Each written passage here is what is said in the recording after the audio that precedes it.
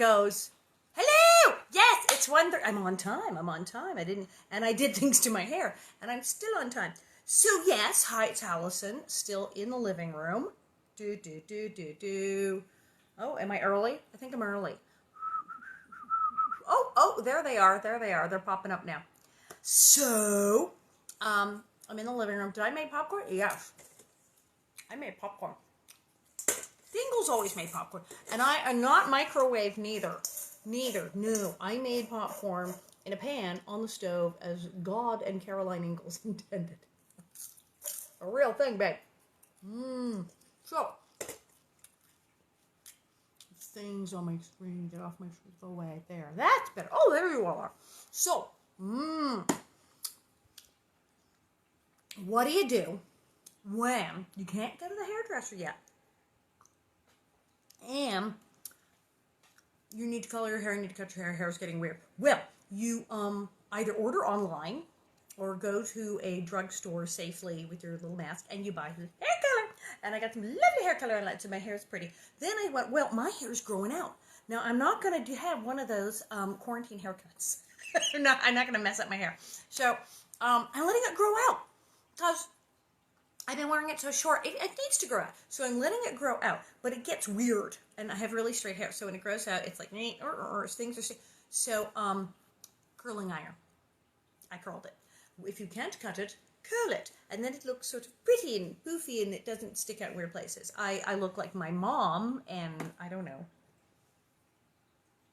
Carol Brady, but it'll work. And then, if you really don't like your hair, bonnets, because bonnets are the best. But I kind of like it. It's a nice change. A little curly. It's cute. So, hey, everyone's here. Oh, got the Minnesotans and the North Carolina. They're air popper. Someone just said popcorn air popper. I have a Hello Kitty air popper. It's awesome. I do. I like air poppers. Air poppers are good. And super duper, like, low-cal. I mean, this is air. But, just a drop of vegetable oil in the pan now. I put a little Parmesan on it. I have my tin cup. I'm set. Ooh, okay.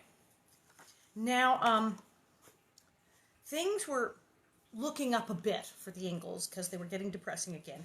But they had a Christmas surprise where luckily there was apparently a locust plague disaster relief fund. And so Laura and Mary and Carrie and the family were able to get some cool hand-me-down gifts at the church. But she got a fur cake. And it was actually nicer than Nellie's and came with a little hand muff thing, which Nellie didn't have, so yay. Well, now we got to chapter 32, and it's getting ugly again. It's called Grasshoppers Walking. So remember, we had the plague of locusts, grasshoppers, and they all laid eggs. So then what happens? Yeah, here you go. So it's going to get a little depressing again. There's some fire and whatnot, so it says you brace yourselves, because again, the Ingalls are going to go through it. Here we go. Get the popcorn. After Christmas, there were a few snowy Sundays, but Pa made a bobsled of split willows, and they all went to Sunday school snug in the new coat and the furs and the shawl and the muffler. So, yay, they were warm. One morning, Pa said the Chinook was blowing. Chinook! The Chinook was a warm wind from the northwest. In a day, it melted the snow away, and Plum Creek was running full. Then came rains, pouring day and night. Plum Creek roared, humping down its middle and swirled far beyond its low banks. Then the air was mild, and the creek was tame again. Suddenly the plums and the willows blossomed, and their new leaves uncurled. How long is this after Christmas? I presume this is not January, because that would really mess things up. I'm thinking March? Yeah, okay. The prairies were green with grass, and Mary and Laura and Carrie ran barefooted over the fresh softness. Ah, okay, so it's getting warmer. It's spring, okay. Every day was warmer than the day before till hot summer came. It was time for Laura and Mary to go to school, but they did not go that year because Pa must go away again, and Ma wanted them at home with her. So we just jumped like months.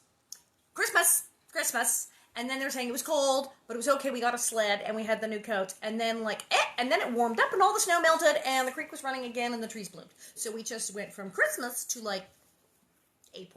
March, April, and now she just said, well, yeah, and then it was summer. And it was time to, so we just jumped from Christmas we gave April and May a paragraph, and now apparently it's like July. So I don't know what to... And Pa left again. So wait, what? Well, the summer was very hot. Dry, hot winds blew, and there was no rain. One day when Pa came in to dinner, he said, "The grasshoppers are hatching. This hot sun is bringing them out of the eggs and up through the ground like corn popping." Ew. Laura ran out to see. The grass on the knoll was hopping full of tiny green things. Yuck. Laura caught one in her hands and looked at it. Its wee small wings and its tiny legs and its little head and even its eyes were the color of the grass. It was so very tiny and so perfect. Laura could hardly believe it would ever be a big, brown, ugly grasshopper. "They'll be big fast enough," said Pa, "eating every growing thing." So locusts are adorable when they're babies. They're cute when they're young. And if the locust is bad. Day by day, more and more grasshoppers hatched out of the ground. Green grasshoppers of all sizes were swarming everywhere and eating.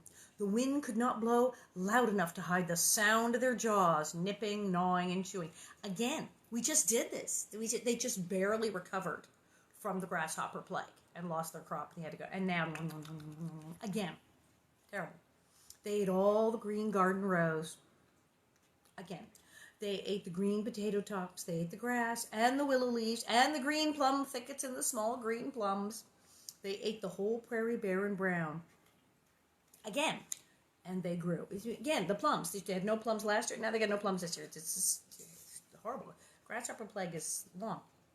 They grew large, brown, and ugly. Their big eyes bulged, and their horny legs took them hopping everywhere. Thick all over the ground they were hopping, and Laura and Mary stayed in the house. There was no rain, and the days went by hotter and hotter, uglier and uglier, and filled with the sound of grasshoppers until it seemed more than could be borne.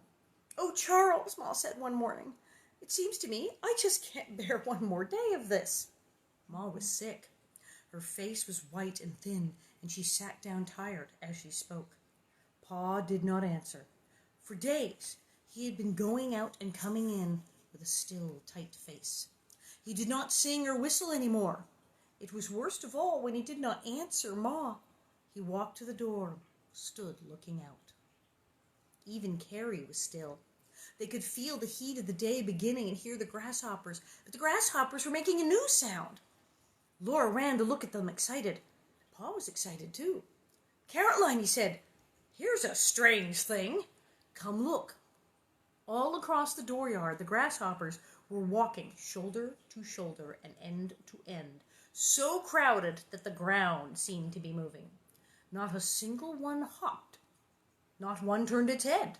As fast as they could go, they were all walking west. Ew, ew, ew, ew. That was so gross. So they walk away. They walk away. Awful. Ma stood beside Pa, looking. Mary said, "Oh, Pa, what does it mean?" And Pa said, "I don't know." He shaded his eyes and looked far to the west and east. "It's the same as far as the eye can see. The whole ground is crawling west." Ma whispered, "Oh, if they would all go away." They all stood looking at that strange sight. Only Carrie climbed onto her high chair and beat the table with her spoon. "In a minute, Carrie," Ma said. She kept on watching the grasshoppers walking by. There was no space between them and no end to them. "I want my breakfast," Carrie shouted. Oh, Carrie is now speaking in full sentences, and she could say breakfast. Remember when she could only say candy, and even then it was tandy? Tandy. Candy should go for you. No one else moved. Finally, Carrie shouted, almost crying, "Ma! Ma!" There, you shall have your breakfast," Ma said, turning around. Then she cried out, "Oh, my goodness!" Grasshoppers were walking over Carrie. They came pouring in the eastern window, side by side and end to end, and across the windowsill and down the wall and over the floor. They went up the legs of the tables and the benches and Carrie's high stool, under the table and benches and over the table and benches and Carrie. They were walking west. "Shut the window," said Ma. Laura ran on the grasshoppers to shut it. Ew, crunch, crunch, crunch. Pa went outdoors and around the house. He came in and said, better shut the upstairs windows. Grasshoppers are as thick walking up the east side of the house as they are on the ground, and they're not going around the attic window. They're going right in. It's a horror movie. Okay. All up the wall and across the roof went the sound of their raspy claws crawling. The house seemed full of them. Ma and Laura swept them up and threw them out the western window. None came in from the west, though the whole western side of the house was covered with grasshoppers that had walked over the roof or walking down to the ground and going on west with the others. Okay, do you like bugs? Because I don't really like bugs. Spiders sort of creep me out. Moths. Ugh, moth. Oh, God, moths just give me the willies. I'm not a fan of, like, grasshoppers or locusts. How creeped out would you be if you actually had several million grasshoppers walk over your house and in the windows? I'd be, like, screaming my head off. Oh, my God.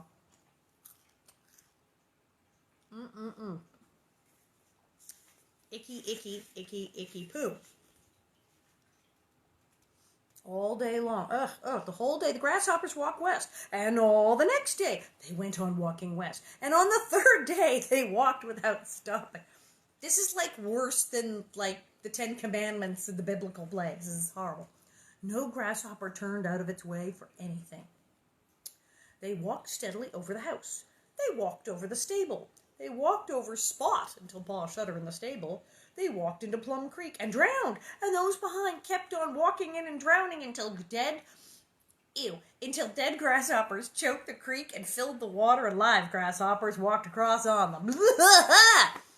Them grasshoppers don't care. They let the other grasshoppers drown, and then they just went, oh, pardon me, and stepped over their friend grasshoppers' dead, lifeless bodies in the water. Horrible! This is horrible. All day, the sun beat hot on the house. This is a lovely children's story. It's just a lovely little children's story. The sun beat hot on the house all day. It was full of the crawling sound that went up the wall and over the roof and down. All day, grasshoppers' heads with bulging eyes and grasshoppers' legs clutching were thick along the bottom edge of the shut windows. All day, they tried to walk up the sleek glass and fell back, while thousands more pushed up, tried, and fell. Oh yeah, Pa and his glass would have bloop. So, this book was like for little girls. Like, did people have nightmares? This is horrifying. Ma was pale and tight. Pa did not talk and his eyes could not twinkle. Laura could not shake the crawling sound of her ears nor brush it off her skin. The fourth day came, and the grasshoppers went on walking. The sun shone hotter than ever with a terribly bright light. And, you know, this is this thing. Early on, when some terrible things would happen, Pa and Ma went out of their way to be brave for the children and say, oh, it's okay. It's okay, Laura. Go to bed. Go to bed, Laura. Go back to sleep. Yeah, Mary, it's fine. Don't cry, Carrie. It's good. It's good. It's perfectly okay. They kind of gave up. Somewhere in the middle of Kansas, during one of the Indian raids, one of the wolf attacks, Ma and Pa just stopped and went, okay, here's what's going on. Yes, it's horrible. And they've stopped even putting on an act for the kids. It's just like, yes, we're terrified. Grasshoppers are on our house. Horrifying. Horrifying and horrifying. It was nearly noon when Pa came from the stable shouting, Caroline, Caroline, look outdoors. The grasshoppers are flying. Took them long enough. Laura and Mary ran to the door. Everywhere, grasshoppers were spreading their wings and rising from the ground. More and more of them filled the air, flying higher and higher, till the sunshine dimmed and darkened and went out as it had done when the grasshoppers came. And they blackened the sky, like again here. Laura ran outdoors. She looked straight up at the sun through a cloud that seemed almost like snowflakes. It was a dark cloud, gleaming and glittering, shimmering bright and whiter as she looked higher and farther into it. And it was rising instead of falling. The cloud passed over the sun and went on far to the west until it could be seen no longer. There was not a grasshopper left in the air or on the ground, except here and there a crippled one that could not fly but still hobbled westward. The stillness was like the stillness after a storm. Ma went into the house and threw herself down on the rocking chair. My Lord, she said, my Lord. The words were praying, but they sounded like, thank you. Laura and Mary sat on the doorstep. They could sit on the doorstep now. There were no grasshoppers. How still it is, Mary said. Pa leaned in the doorway and said earnestly, I would like someone to tell me how they all knew at once that it was time to go, and how they knew which way was west and their ancestral home. But no one could tell him. Grasshoppers are weird, and they can do that. And they'll be back, right? Because it'll go every few years. And now they're going to go west and eat everything in some other state and ruin everybody's life. So, yeah, ew. So ew. That is a lovely story for children. I'm having some popcorn. I just got this popcorn. This is much better. Had some popcorn the other day. It was stale. Crunchy, fresh, fluffy.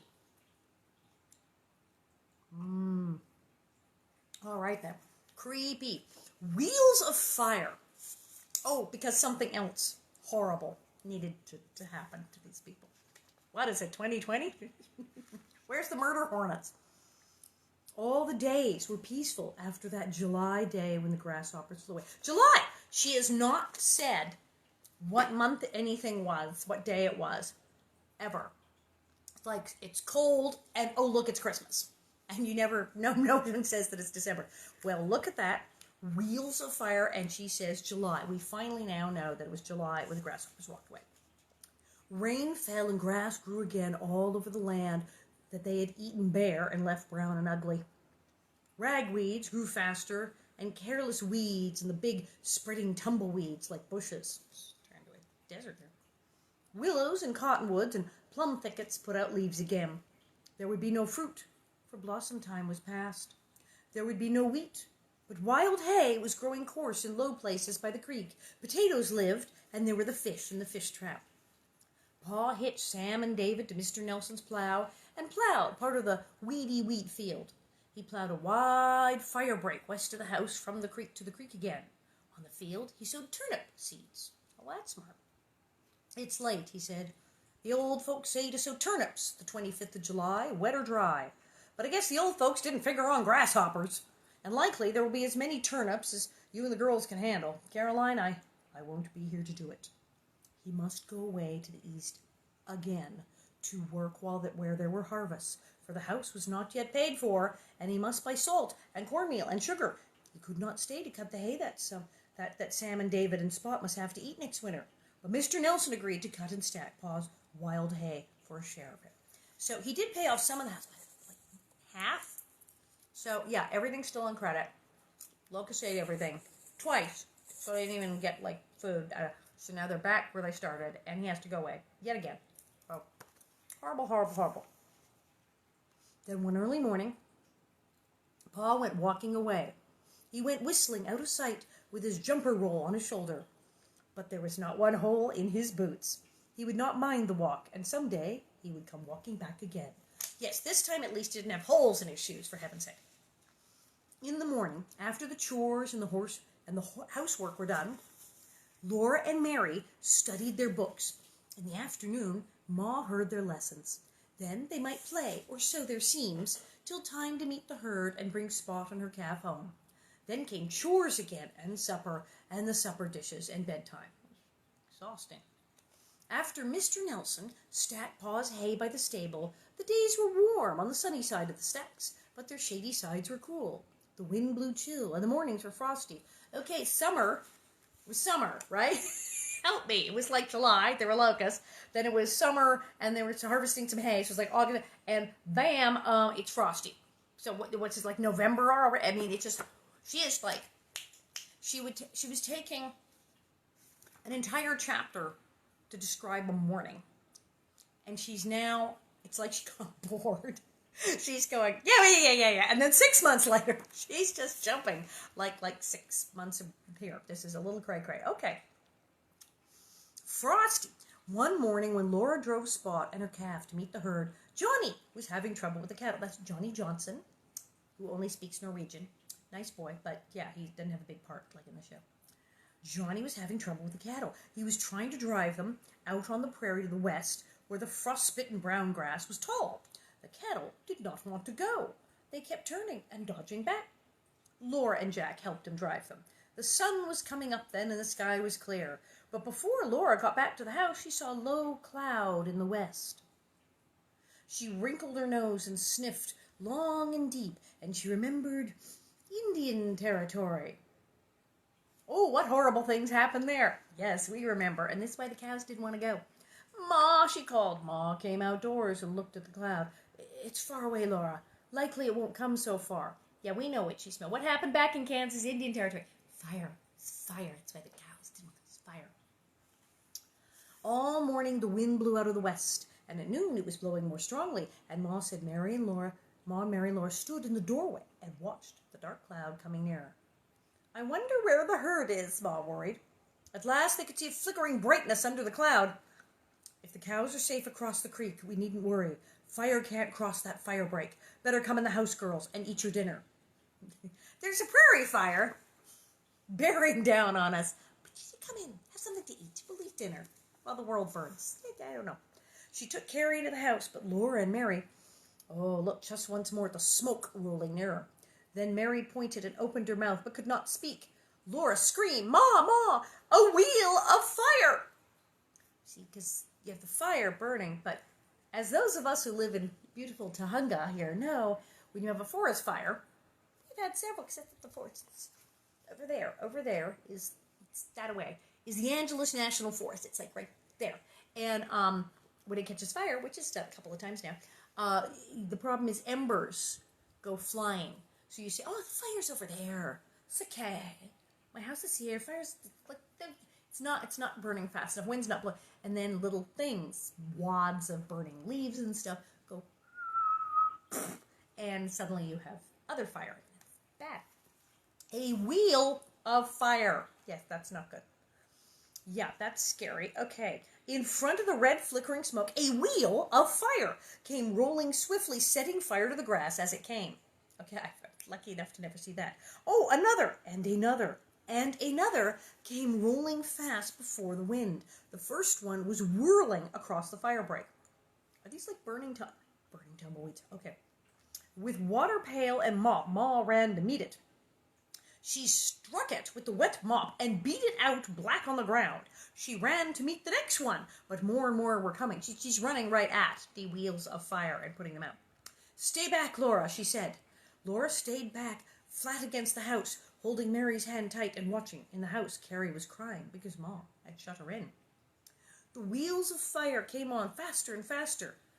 They were the big tumbleweeds that had ripened round and dry and pulled up their small roots so the wind would blow them far and scatter their seeds.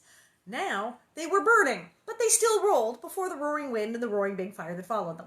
See, it got really hot and dry and got the tumbleweeds, the big dry things, and then they catch fire. And that's why in places like California, you get burning tumbleweeds. And so, yes, when we have a forest fire, that's very bad. And we only had to evacuate twice. Once, for the night, and then the next, seriously. But the house didn't burn, but the embers go flying. And here we have burning giant balls of fire coming at them because it's tumbleweeds. That's terrifying. Smoke swirled now around Ma while she ran, beating with her mop at the fiery, swift wheels. Jack shivered against Laura's legs, and tears ran out of her smarting eyes. Mr. Nelson's gray colt came galloping, and Mr. Nelson jumped off it at the stable. Hey, Mr. Nelson to the rescue. Oh, there's pictures here. Yes, they're trying to put out the fire.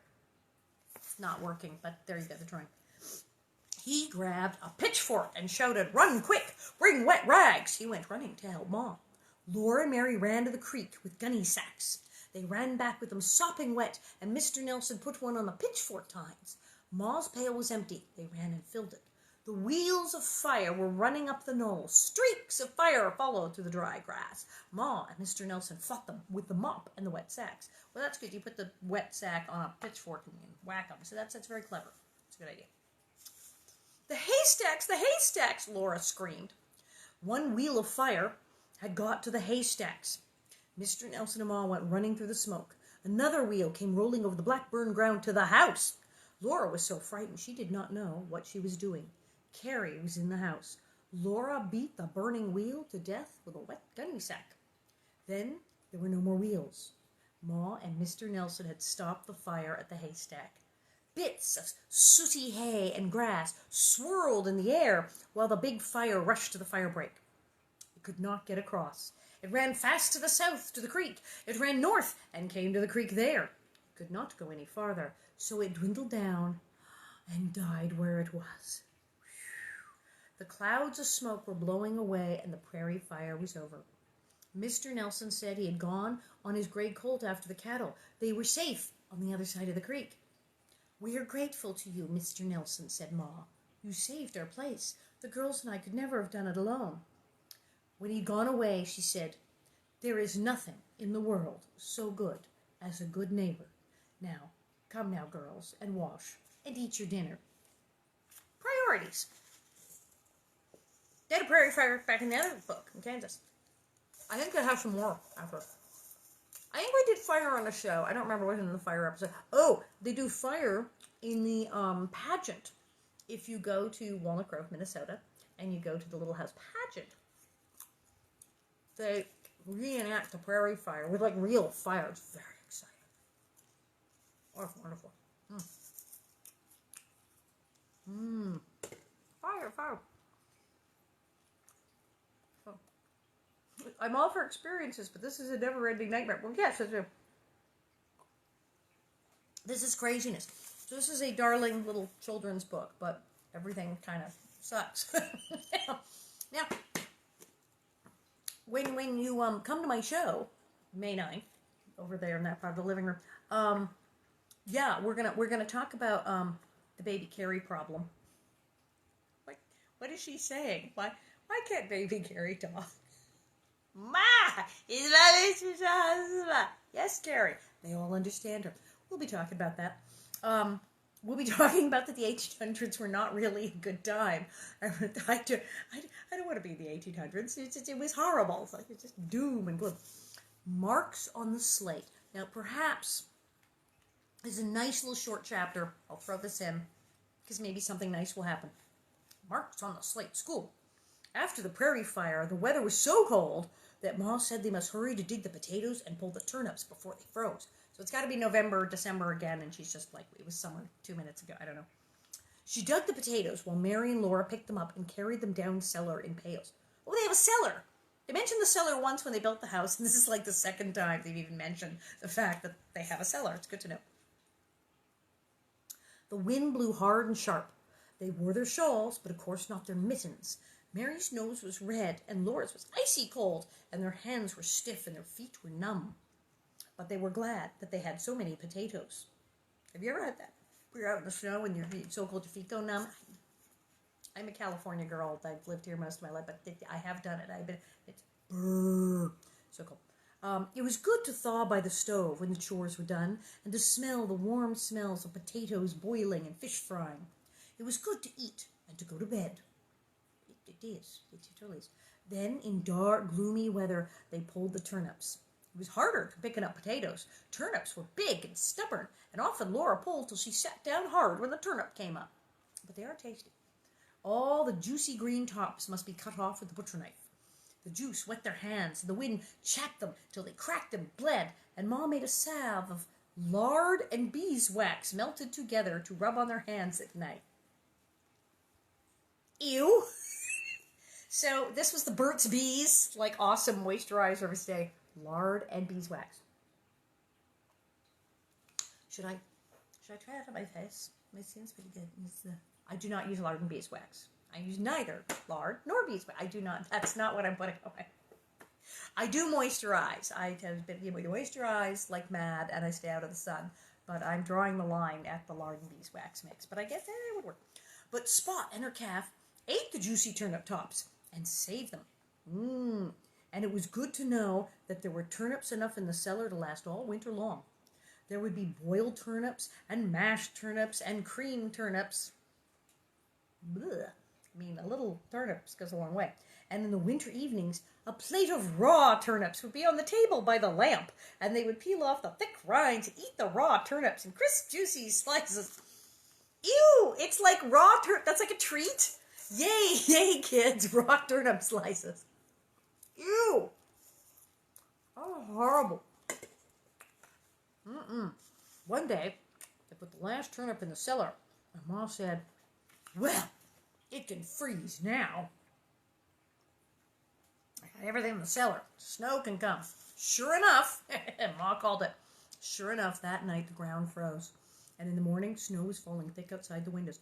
Had they not gone out and picked the vegetables and the turnips and potatoes, it's like, hi, get starved to death now. There would be no food, but they did it. Right last day, they got out and picked those turnips. Now Mary thought of a way to count the days until Paul would come home. Now remember, these people have not been mentioning days, dates, months, so Mary has decided to actually make a calendar. How nice. His last letter had said that 2 more weeks would finish the threshing where he was. Mary brought out the slate, and on it she made a mark for each day of 1 week, 7 marks. Under them, she made another mark for each day of the week, 7 more marks. The last mark was for the day he would come. But when they showed the slate to Ma, she said, better make marks for another week for Pa to walk home on. So Mary slowly made 7 marks more. It's like they're in jail. Laura did not like to see so many marks between now and the time Pa would come home. But every night, before they went to bed, Mary rubbed out 1 mark. That was 1 day gone. Every morning, Laura thought, this whole day must go by before Mary can rub out another mark. Outdoors smelled good in the chilly mornings. The sun had melted away the snow, but the ground was hard and frosty. Plum Creek was still awake. Brown leaves were floating away on the water under the wintry blue sky. At night, it was cozy to be in the lamp-lit house by the warm stove. Laura played with Carrie and Jack on the clean, smooth floor. Ma sat comfortably mending, and Mary's book was spread under the lamp. It's bedtime, girls, Ma said, taking off her thimble. Then Mary rubbed out 1 more mark and put the slate away. One night, she rubbed out the first day of the last week. They all watched her do it. And Mary said, as she put the slate away, Pa is walking home now. Those are the marks he will walk on. In his corner, Jack suddenly made a glad sound, as if he understood her. He ran to the door. He stood up against the door, scratching and whining and waggling. Then Laura heard faintly whistling through the wind. When Johnny comes marching home. Wait, can I whistle?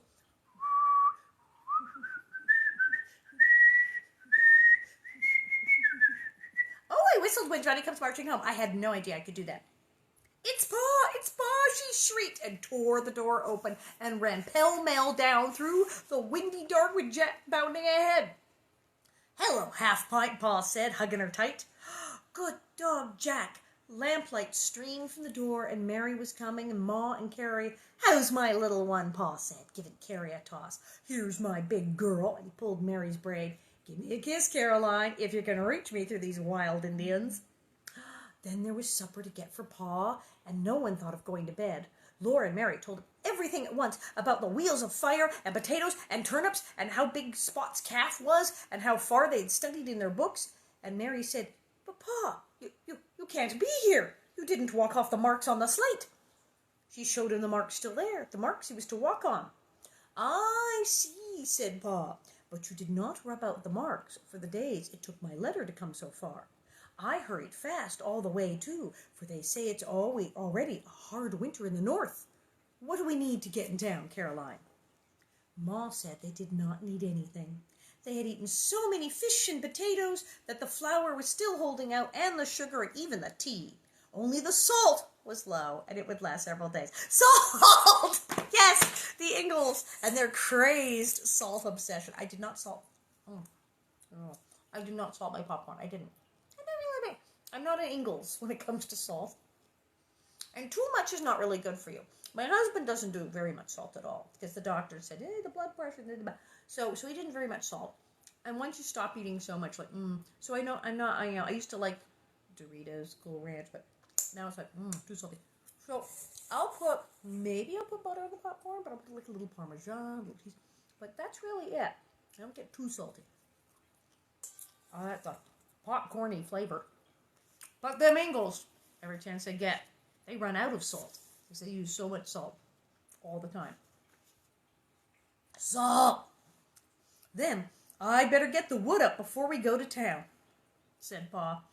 Oh, this is lovely. It's this lovely children's book here. I don't like the sound of that wind. And they tell me that Minnesota blizzards come up fast and sudden. Okay, who's in Minnesota and knows that is true? Minnesota, the blizzards, fast, sudden, also huge, like massive amounts of snow. Yep. I heard some folks that went to town and a blizzard came up so quickly they couldn't get back. Their children at home burned all the furniture, but they froze stark stiff before the blizzard cleared up enough so the folks could get home. And that's the end of the chapter. That's the end of the chapter. There. These books were for like 9-year-old girls. Everyone is like, oh, these lovely children's books. Nothing bad ever happens in Little House in the Prairie. The books are so good for children. And there's Pa. Well, we better get some wood in. These blizzards come up. We got to get to the store because, there was a blizzard north of here and the children froze to death. They burned all the furniture, but then they froze to death before the parents could get back from the store. Did they put this in the book? Oh, it's terrifying. Absolutely terrifying. So, yum. Well, luckily, it's not cold here in LA. Although, now you all be careful. I was seeing on the weather reports, they're going to have like a freaky deaky spring snowstorm. Because that happens. It is spring. And spring, sometimes, it's like, okay, here in LA, for instance, spring, for us, they've decided to start summer early, and it's really warm, and that happens. And then in other places, spring means you get more rain. You have the rainy period. But there, apparently, once in a while, you get a little snow, because they're not quite done. And apparently in the Northeast, you might want to go chop some wood. Go to the store, get some salt, make that popcorn, because there's like a freak blizzard coming. Yes, someone noticed that. Yes, freak blizzard. Oh, Schoolhouse Blizzard, 1888. Yes, that's the one where Miss Beadle almost kills all the children. So yeah, freeze warning. There was a freeze warning for Saturday. This Saturday, going to my show. Burping from the popcorn mouth. It is going to get cold, and there may be a blizzardy thing happening in some parts of the country. So please check your weather report. I would not want you having to chop up all the furniture. So, get ready. So today is the 7th. It's the 7th already, which is National Package Design Day, National Paste Up Day, Barrier Awareness Day. Don't bump into things. I don't know. Oh, National Roast Leg of Lamb Day. I used to have that on the show. It was good. National Day of Prayer. Did you know the National Day of Prayer is the first Thursday in May? Did you know that? Also, the National Day of Reason, first Thursday in May. So, yes, there will be praying and thinking. Very good combination. And then it's World Password Day. So change your password so you don't get hacked, I guess that. I don't know. They make these things up. So we're doing this again tomorrow at 1:30. And it'll be more terrible things. What are there terrible things happening in Ingalls? Oh, keeping house. That's nice. They're in the house, and there's some cleaning, and then there's some blizzards, and it's cold. Oh yeah. Ma and Pa are out, and they totally run out of wood. Ha ha ha! It's so lovely. And then it's winter, and it's really really cold. But Pa does have the fiddle, so I guess it's still okay. Yeah, it's awful. So tomorrow they're gonna have a horrible winter, but that's good because it's kind of like hot tomorrow. So we'll read about snow and freezing. Those Ingalls, I don't know how they do it. But yes, we're going to do the show. It's soon. It's day after tomorrow. And so I'll be over there, and I will talk about crazy things and how people call me names that are mean to me because I was Nellie Oleson. It's true. And it'll be a hoot. And as I said, bonnets are on the way. Some have gone out in the mail. Some more going out in the mail in the next few days. And then more coming my way so we can have you order more, and that'll be fun. And more just crazy, crazy, crazy stuff. Prairie stuff is going to be happening. Yes. Got my tickets. It's awesome. All right. So I'm going to finish my popcorn and get about getting ready for Saturday night here because I got to hook up like cameras and lights and turn my house into a studio. It's awesome. Yeah, there's a link. And I will see you guys tomorrow. So stay well, get some rest, check in on your friends, wash your hands, wash your hands. See you tomorrow.